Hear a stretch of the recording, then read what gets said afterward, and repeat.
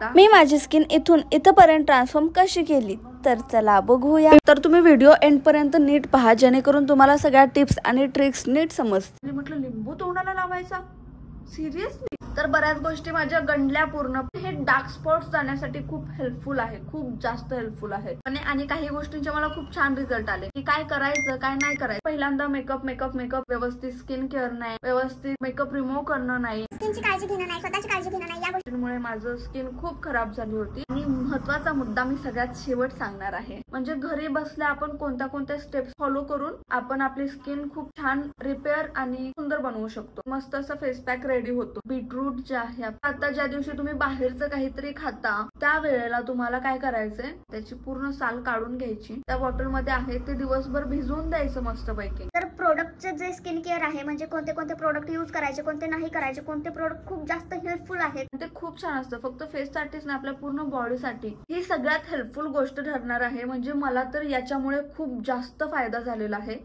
लिंबू वगैरे यूज करायचा नसतो, आम्ही बघितले व्हिडिओ मध्ये, पण फक्त लिंबू यूज करायचा नाहीये असं आहे ते। त्याच्यामध्ये आपण अजून एक इन्ग्रेडियंट ऍड करणार आहोत, ते स्किन साठी योग्य नाहीच आहे। मग त्याचे रिझल्ट जे तुम्हाला मिळणार आहेत ना, ते मिळाल्यानंतर तुम्ही म्हणणार ह्याच्यासारखं होममेड काहीच नाहीये। काय करायचं ज्याच्यामुळे फेस आपलं पहिल्यासारखं मस्त होईल? जाऊ दे तिकडे बोंबलत। की जेव्हा तुमचे पिंपल ताजे असतात, एकदम पिंपलमुळे जखम होते, त्याच्यावरती अजिबात ते लावायचं नाही।